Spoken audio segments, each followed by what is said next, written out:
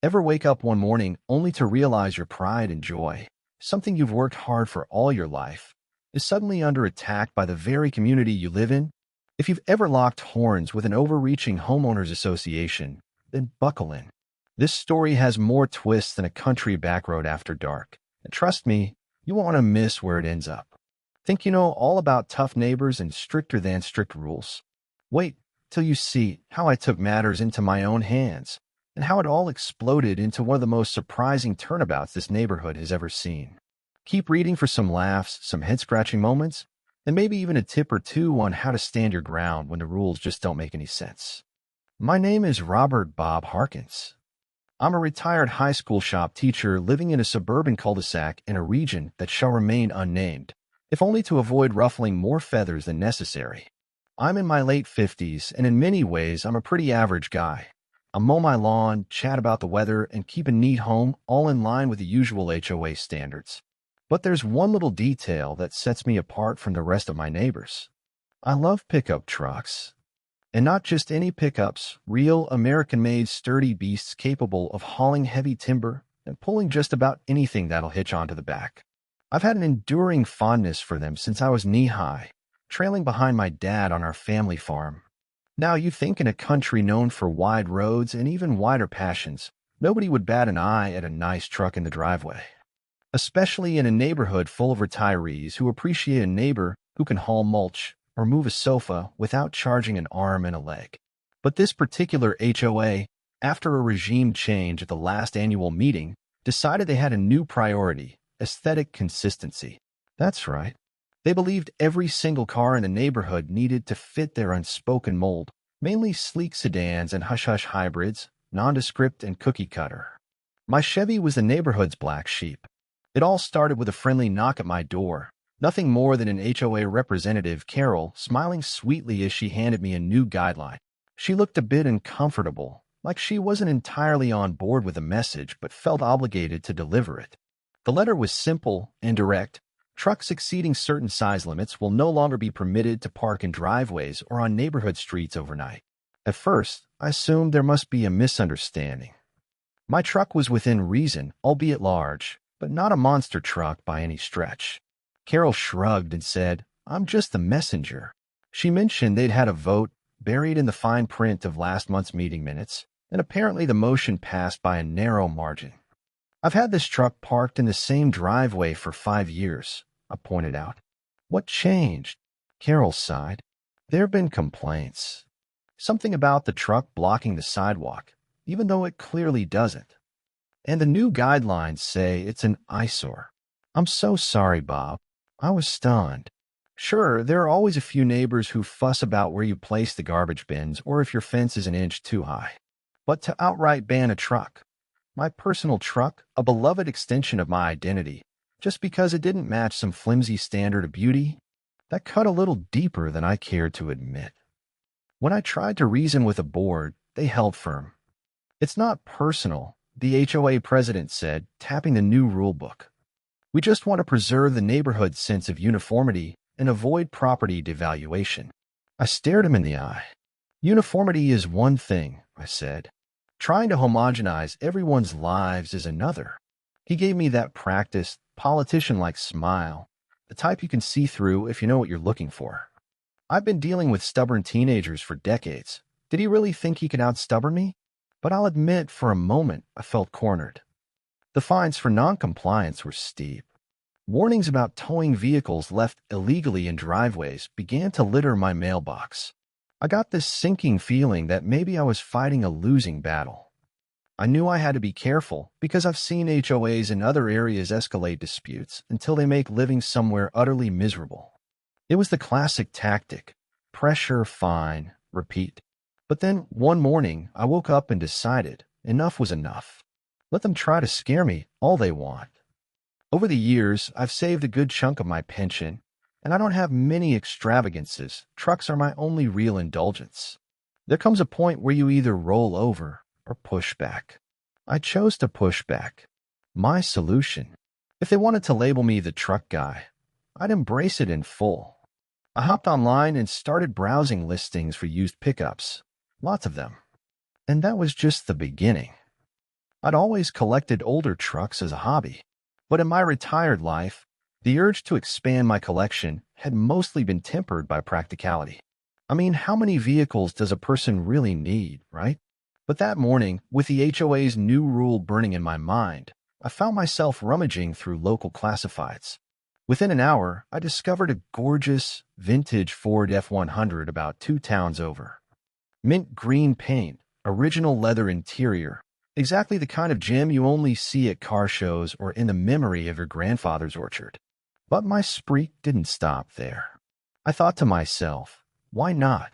So I clicked on another ad, this time a shiny black Dodge Ram from the early 2000s. Next, a bright yellow Chevy C10 that reminded me of the one I helped restore with my dad back in the day.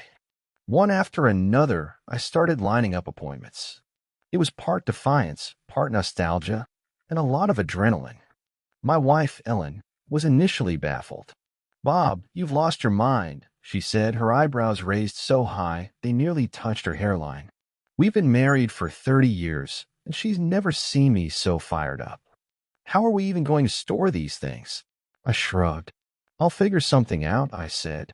Maybe it was impulsive, maybe even a bit ridiculous, but I felt a surge of righteous determination. These trucks were more than just vehicles. Each one was a piece of personal freedom that I refused to let an overreaching board take from me. Within 2 weeks, I had purchased not one, not two, but 10 pickups. Some classic, some modern, all beauties in their own right. Now, don't misunderstand me. I wasn't trying to cause an accident in our cul-de-sac by lining them all up like some sort of truck parade. In fact, I rented space in a nearby storage lot for most of them. But every now and then, I'd rotate one or two in my driveway just to give each truck its moment in the suburban sun. Naturally, this did not go over well with the HOA board. I'm fairly sure their heads nearly spun off when they realized that instead of quietly selling my single beloved Chevy, I'd effectively multiplied my problem. Their letters arrived more frequently, each one more threatening than the last. "Mr. Harkins, you are in repeated violation of Section 4.2 regarding vehicle appearance," one read. Another threatened fines that would make any rational person's jaw drop. But here's the kicker. I was careful. I read their guidelines inside and out. My trucks never blocked the sidewalk. They were insured. They were in good condition. No rust buckets or illegally modified beasts. The HOA had left certain loopholes in their own rule, presumably because they never imagined anyone would be outrageous enough to exploit them. If one of my trucks was considered oversized, I'd swap it out for a smaller model that technically fit the driveway requirement. Next week, I'd bring in another that was borderline but still met the letter of the law. You get the idea. If they tried to argue aesthetics, I'd ensure the one parked there was freshly polished or historically significant, giving me grounds to claim it was a classic showpiece, not just a common truck. Word spread quickly in the neighborhood. People I'd barely spoken to before started showing up at my door. Curious about the rumor that I had a dozen, the story kept growing, trucks hidden around town. Some came to criticize me for stirring the pot, but many more came to say they admired my boldness. One fellow retiree, Jerry, confessed he'd been meaning to stand up to the HO for years, over smaller things like the color of his shutters, yet never found the nerve. "You're giving some of us backbone, Bob," he told me, "so don't you dare give up now." Despite the encouraging words, the tension was thick enough to cut with a knife.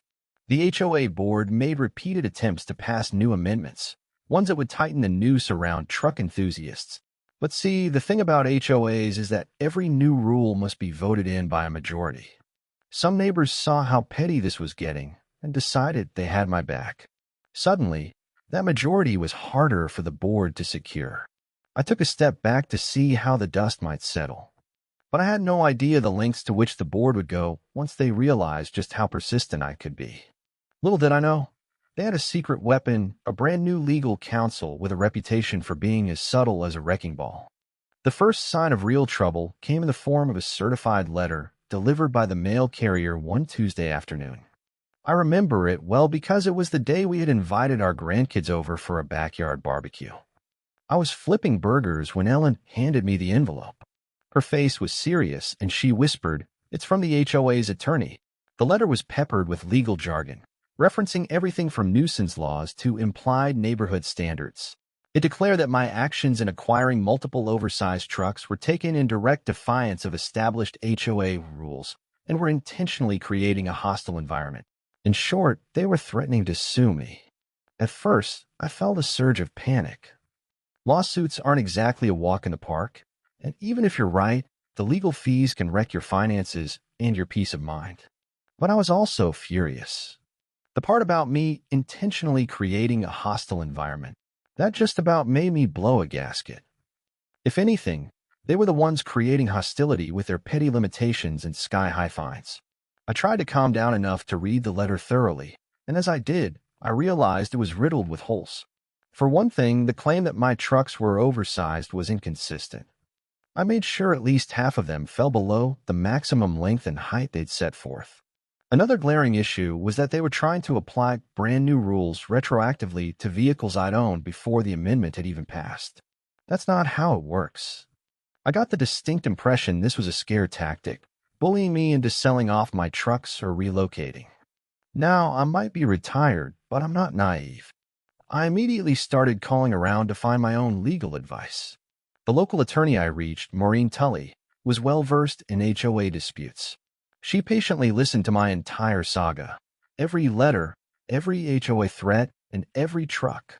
And to my delight, she thought I had a strong case. You'd be surprised how often HOAs overstep, she said. Most folks can't stomach a legal fight, so they cave under the threat. But if what you're telling me is accurate, they'll have a tough time proving you violated any rules that were in place when you bought those vehicles. That was music to my ears. Still, a lawsuit is no small matter, and neither is risking my retirement savings on a prolonged battle. But once you set a precedent, once you let people bully you in your own home, it's a slippery slope. I wasn't about to let that happen. So I let the board know through Maureen that I would see them in court if they pursued legal action. In an email exchange that was forwarded to me, the HOA's attorney responded curtly, "We will consider our options." I imagined them in a conference room, frantically flipping through their binders, realizing they might have bitten off more than they could chew. In the meantime, life in the neighborhood continued, albeit under a dark cloud. Some of my neighbors were tired of the tension, but many rallied around me. A handful even began openly questioning other aspects of the HOA's recent clampdowns, like the newly mandated uniform mailbox design or the ban on decorative garden gnomes. The board was losing its tight grip on the community, which meant they were going to double down on scapegoating me. One afternoon, I caught sight of the HOA president, Carter Williams, standing at the end of my driveway, scribbling on his notepad and staring intently at my old Ford F-100. When he noticed me, he quickly walked away. It felt like something out of a detective show, where the antagonist lurks in the shadows. "You might want to install some cameras," Jerry suggested, half joking, but also serious. He pointed to the fact that sometimes, in these battles, vehicles end up mysteriously vandalized or towed. "You can't be too careful, Bob." I took his advice. Maybe it was paranoia, or maybe just common sense. I bought a simple security system and angled the cameras so they'd capture my driveway and the front yard. If the HOA wanted more reasons to say I was being hostile, well, so be it. My stance was simple. I had the right to protect my property, plain and simple. What I didn't know was that the real powder keg was about to blow, and it would happen in the most unexpected way possible, with an incident that still leaves me shaking my head to this day. It happened on an early Sunday morning, just after dawn. I was sipping coffee by the window, looking out at my neatly cut lawn and the glint of sunshine bouncing off the hood of my favorite Dodge Ram. Then I saw movement at the edge of the yard, a flash of someone creeping around. I rubbed my eyes, thinking maybe I was still half asleep. But no, there it was again, a figure dressed in what looked like dark clothing, tiptoeing near my driveway. I reached for my phone and switched to the camera feed. Sure enough, the figure was leaning down, fiddling with one of my truck's tires. I jolted awake like I'd been doused in cold water. Half of me wanted to fling the door open and holler at whoever it was. The other half said to call the police immediately. In the end, I did both. I dialed 911, gave him a hushed play-by-play, and slipped out the door. As soon as I shouted, "Hey, what do you think you're doing?" the figure sprang up like a startled cat. He tried to make a run for it, but I'd already run track in my younger days. I was surprisingly quick for an old dog. He made it to the sidewalk before I tackled him low, like a linebacker. Not my proudest moment physically, but adrenaline does wonders. We rolled in the grass, and when I got a glimpse of his face, I couldn't believe my eyes. It was Carter Williams, the HOA president himself. I was so stunned I almost let him slip out of my grasp. He was yelling all sorts of excuses, something about just checking the tire pressure. But the small box cutter that fell out of his pocket told a different story. My cameras had captured everything. From the moment he approached the truck to the second he began slicing into the sidewall of the tire. When the police arrived, I felt an odd mixture of victory and sadness. This was my neighbor, someone entrusted with a responsibility to keep the community in order. And there he was, caught red-handed, vandalizing my property. The officers took my statement, reviewed the footage, and placed Carter under arrest for malicious mischief. Word spread like wildfire. By midday, neighbors were talking about it in hushed tones, and by the following week, Carter Williams had resigned as HOA president. If there was any question of the HOA's overreach or vendetta against me, this incident settled it. The remaining board members scattered like cockroaches under a bright light, each eager to distance themselves from Carter's wrongdoing. The threat of a lawsuit vanished into thin air. After all, what judge would side with an HOA whose own leader was caught trying to sabotage the very trucks they complained about? In the weeks that followed, we held a special election for a new HOA board. Surprisingly, a lot of new faces stepped up, neighbors I'd never known to be politically inclined at all. Even Carol, the polite woman who first delivered that dreaded letter, ran for a seat. She won, along with a slate of more balanced, moderate folks who saw the writing on the wall. Our community needed more freedom, not stricter constraints. The new board immediately rolled back some of the more draconian rules. They revised the guidelines to allow vehicles of various sizes, so long as they didn't block sidewalks or violate city laws. They scrapped the fines that had been piling up in my mailbox, and they removed the ban on decorative items, letting people express themselves a bit more. The tension that had weighed on our cul-de-sac for months finally began to lift. As for my trucks, I kept every last one of them. In fact, I host a little show and shine on Sunday afternoons now. Neighbors drop by to see the classics, swap stories about how they learned to drive on their grandfather's old Ford, or how a battered Chevy once carried their entire family on a cross-country road trip. It's turned into a weekly gathering that helps folks reconnect with simpler times. Looking back, it's almost comical how a single rule about aesthetic consistency set this chain of events in motion. But life has a way of twisting and turning when people stand up for what's right, or at least for what shouldn't be governed by the whims of a few. Don't get me wrong, I'm not some champion of chaos. I believe in keeping a neighborhood nice and safe. But if I learned anything from this experience, it's that community shouldn't mean conformity at all costs. A good neighbor isn't the person who tries to force uniformity. A good neighbor is someone who respects differences and offers help when it's needed. So if you're reading this and you've ever battled your own HOA or felt cornered by rules that just don't make sense, take heart. Sometimes all it takes is one determined soul to stand up, speak out, and even buy a few more trucks just to prove a point. If you enjoyed this story, subscribe to the channel for more tales of everyday rebellion and the unexpected victories that remind us to never let anyone park our dreams.